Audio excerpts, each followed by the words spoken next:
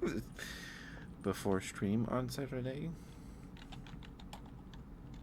I've been kind of putting it off in case it goes on sale for the Halloween season, but